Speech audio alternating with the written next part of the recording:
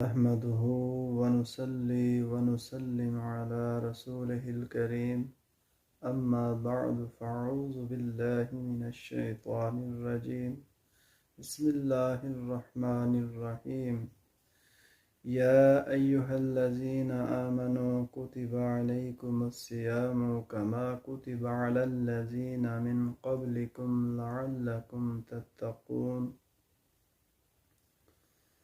صدق الله مولانا العظيم وبلغنا رسوله النبي الكريم الصلاة والسلام عليك يا رسول الله الصلاة والسلام عليك يا جد الحسن والحسين الصلاة والسلام عليك يا رحمة للعالمين وعلى آلك وأصحابك يا حبيب الله بلغ العلا بكماله كشف الدجى بجماله حسنت جميع خصاله صلوا عليه وآله. درود و سلام کا ہدیہ آقائے کل دانائے کل مولائے کل سرور کونین سید المرسلین خاتم النبیین محبوب رب کبریا حضرت محمد مصطفیٰ علیہ السلام کی بارگاہ میں جن کا نام روحوں کی تسکین ہے اور دلوں کا چین ہے.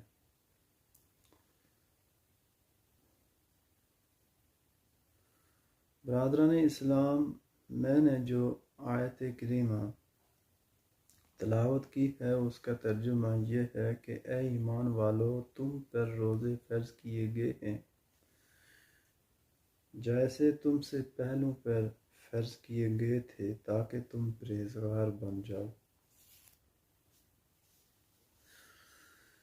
اسلام کے 5 ارکان ہیں: کلمہ، نماز، روزہ، زکوٰۃ، حج. یہ بالترتیب فرض کیے گئے.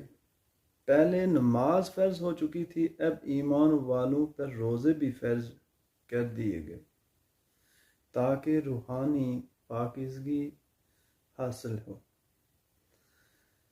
پہلے ایک روزہ فرض تھا، وہ 10ویں محرم کا روزہ تھا. پھر ہر قمری مہینے کے 3 روزے فرض کیے گئے، یعنی 13، 14، 15 کا روزہ. پھر اللہ تعالیٰ نے ماہ رمضان کے روزے فرض فرما دیے، باقی روزے نفلی رہ گئے. اللہ تعالیٰ نے ارشاد فرمایا: اے ایمان والو، یہ خیال نہ کرنا کہ روزے صرف تم ہی پر فرض کیے گئے ہیں، بلکہ تم سے پہلے جو امتیں گزری ہیں ان پر بھی روزے فرض تھے. حضرت آدم علیہ السلام سے لے کر حضرت عیسیٰ علیہ السلام تک تمام امتیں روزہ رکھتی تھیں. حضرت آدم علیہ السلام ہر ماہ کی 13، 14 اور 15 کا روزہ رکھتے تھے. جب حضرت آدم علیہ السلام جنت سے زمین پر تشریف لائے تو 300 سال تک روتے رہے. گرم اور سرد ہواؤں نے، موسموں کی تبدیلی نے ان کا جسم کالا کر دیا. اب جب توبہ قبول ہوئی تو فرمایا: اے آدم، غم نہ کھا، تیرا جسم نوری اور صاف ہو جائے گا، 3 روزے رکھ. حضرت آدم علیہ السلام نے 13 کا روزہ رکھا تو جسم کا تیسرا حصہ صاف ہو گیا. 14 کا روزہ رکھا تو جسم کا آدھا حصہ پاکیزہ صاف ہو گیا، اور 15 کا روزہ رکھا تو آپ کا جسم نوری بن گیا. سبحان اللہ. اس لیے بزرگ فرماتے ہیں کہ جو بھی ہر ماہ کے یہی 3 روزے رکھا کرے گا تو وہ بیماریوں سے محفوظ رہے گا. حضرت نوح علیہ السلام نے بھی یہی روزے رکھے. حضرت موسیٰ علیہ السلام پر 40 میں سال میں 40 روزے فرض تھے. حضرت موسیٰ علیہ السلام پر سال میں 40 روزے فرض تھے. آپ کی امت کے لوگ 40 روزے رکھتے تھے. حضرت داؤد علیہ السلام ایک دن روزہ رکھتے اور ایک دن افطار کرتے تھے، یعنی ایک دن روزے سے ہوتے اور دوسرا جو روز تھا اس دن روزہ نہ رکھتے۔ اس کو صوم داؤدی کہا جاتا ہے۔ اسی طرح حضرت عیسیٰ علیہ السلام پر ماہ رمضان کے روزے فرض کیے گئے، مگر بعد میں آنے والے راہبوں اور پادریوں نے اپنی مرضی سے 40 روزے بنا لیے اور کہا کہ جس موسم میں چاہو رکھ لو۔ اس سے ثابت ہوتا ہے کہ روزے صرف ہم پر ہی فرض نہیں ہوئے بلکہ ہم سے پہلی امتوں پر بھی فرض تھے، اس لیے ہمیں گھبرانا نہیں چاہیے۔ قرآن پاک میں خداوند کریم کا ارشاد ہے، شہر رمضان الذی انزل فیہ القرآن، کہ رمضان کا مہینہ وہ ہے جس میں قرآن پاک نازل ہوا، اور فرمایا جب یہ مہینہ آئے تو اس کے روزے رکھو۔ حضور نبی مکرم صاحب الاولیاء صلی اللہ تعالی علیہ وآلہ وسلم نے شعبان کے آخر میں ممبر پر بیٹھ کر خطبہ ارشاد فرمایا۔ آپ علیہ الصلوۃ والسلام نے فرمایا، اے میرے صحابہ سنو، کل سے جو مہینہ تشریف لا رہا ہے وہ شہر اللہ ہے، یعنی اللہ کا مہینہ ہے۔ اس مہینے میں اگر کوئی ایک فرض ادا کرے گا تو اللہ تعالیٰ اس کو 70 فرضوں کا ثواب عطا فرمائے گا، اور اگر ایک نفل ادا کرے گا تو اللہ تعالیٰ اس کو فرض کے برابر ثواب عطا فرمائے گا۔ حضور نبی مکرم صاحب الاولیاء صلی اللہ تعالی علیہ وآلہ وسلم نے فرمایا، اس مہینے میں شیطان کو قید کر دیا جاتا ہے، اس کو زنجیروں میں باندھ دیا جاتا ہے تاکہ وہ بندوں کو نیکی کرنے اور عبادت کرنے سے نہ روک سکے۔ پھر حضور علیہ الصلوۃ والسلام نے فرمایا کہ اس مہینے میں جنت کے دروازے کھول دیے جاتے ہیں۔ اللہ تعالیٰ نے ارشاد فرمایا کہ اے فرشتو، جنت کے 8 دروازے کھول دو اور نیکی کرنے والوں کے لیے محلات بناؤ۔ حوروں سے کہو کہ ہر روز ان نیک لوگوں کا انتظار کریں جو میری رضا کے لیے میری عبادت کرتے ہیں۔ حضور نبی مکرم صاحب الاولیاء صلی اللہ تعالی علیہ وآلہ وسلم نے ارشاد فرمایا، اس مہینے میں اللہ تعالیٰ جہنم کے دروازے بند کر دیتا ہے تاکہ اس کی رحمت ظاہر ہو، لوگوں کو جہنم سے نجات ملے۔ حضور علیہ السلام نے ارشاد فرمایا، روزہ دار جب روزہ کھولتا ہے، یعنی جب روزہ رکھتا ہے اور پھر افطار کرتا ہے تو اس کی دعا کو قبول کیا جاتا ہے، اور روزہ افطار کرنے والا جب کسی کا روزہ افطار کرتا ہے، یعنی کسی کا روزہ افطار کرتا ہے تو وہ دوزخ سے اتنی دور ہو جاتا ہے کہ جتنی زمین اور آسمان کا فاصلہ ہے۔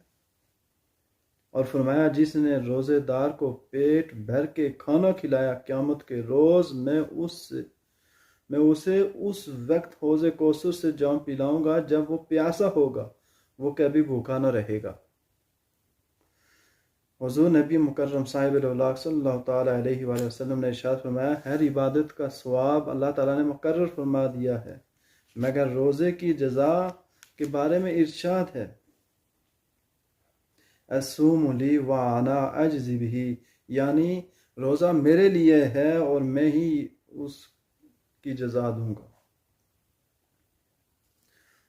جنت میں ایک دروازہ ہے جس کا نام باب الریحان ہے، اس میں سے روزہ دار کو گزارا جائے گا اور فرمایا جائے گا، اے روزہ دار، تو میرے لیے بھوکا رہا، تو میرے لیے پیاسا رہا، تو نے رات کو قرآن پڑھا، دن کو روزہ رکھا، سارا دن اور رات اپنی خواہشات کو چھوڑ کر میرے ذکر میں لگا رہا، میری رضا تلاش کرتا رہا، اب میں تجھ سے راضی ہو گیا ہوں، اس لیے آؤ اے روزے دارو، میں تمہیں اپنا دیدار دوں۔ اس وقت روزے داروں کی خوشیوں کا ٹھکانہ نہ ہوگا، وہ بہت شاد و شادمان ہوں گے۔ حضور علیہ السلام نے ارشاد فرمایا، الصوم جنہ، یعنی روزہ ڈھال ہے۔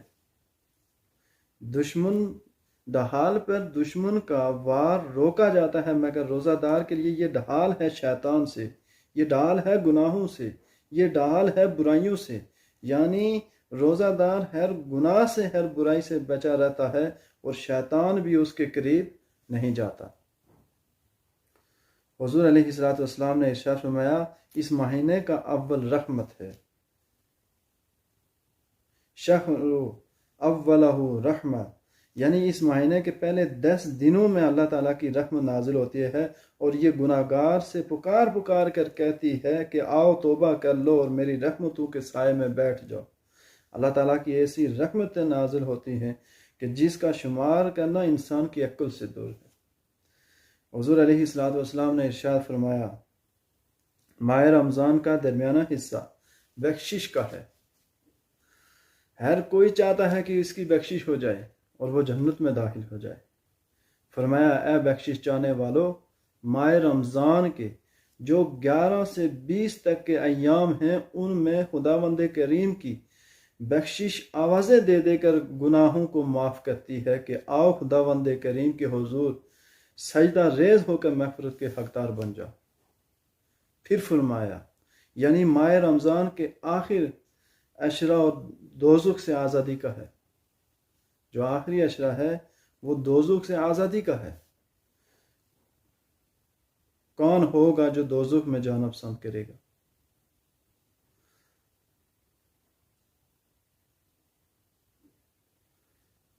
حضور علیہ الصلوۃ والسلام نے فرمایا اگر کوئی صبح کی نماز کے بعد یہ دعا مانگے اللہم اجرنا من النار، اگر وہ شام تک فوت ہو گیا تو شہیدوں میں اٹھے گا اور دوزخ سے نجات پائے گا، تو وہ بھی شہیدوں میں شمار ہوگا۔ سبحان۔ حضور علیہ الصلوۃ والسلام کا ارشاد گرامی ہے کہ روزہ دار اللہ تعالیٰ کو محبوب ہے، بلکہ روزہ دار کے منہ کی بو اللہ تعالیٰ کو مشک و عنبر سے زیادہ پیاری ہے۔ حضور علیہ الصلوۃ والسلام نے فرمایا کہ قیامت کا دن بہت سخت ہوگا، کوئی کسی کا ہمدرد نہ ہوگا مگر اس بے چارگی کے وقت جس نے کام آنا ہے وہ اللہ کا قرآن ہوگا اور ماہ رمضان ہوگا۔ قرآن پاک کہے گا اے باری تعالیٰ اس نے میری صبح و شام تلاوت کی، اس کا دل میری طرف مائل رہتا تھا، اس لیے آج اس کی سختی کو دور فرما، اس پر اپنی رحمت نازل فرما۔ اللہ تعالیٰ قرآن پاک کی شفاعت سے بندے کو بخش دے گا۔ ماہ رمضان قیامت کے دن کہے گا اے میرے مولا، اس نے میری عزت کی، اس نے مجھے پیار کیا، میں ان کا مہمان ہوا تو ان لوگوں نے قرآن کی تلاوت سے مجھے سجایا، دن بھر بھوکے رہ کر پیاسے رہ کر میرا وقار بلند کیا۔ ان لوگوں نے اپنی خواہشات کو چھوڑ کر تیرے قانون کو اپنایا، تیری رضا کی خاطر راتوں کو جاگ جاگ کر ذکر میں مصروف رہے۔ اے میرے اللہ ان تمام لوگوں کو جنتی بناؤ، ان کی مصیبت بھوک پیاس سب دور فرما دے۔ اللہ تعالیٰ ماہ رمضان کی شفاعت قبول فرمائے گا اور مومنوں کے لیے راحت اور رحمت کے دروازے کھول دے گا۔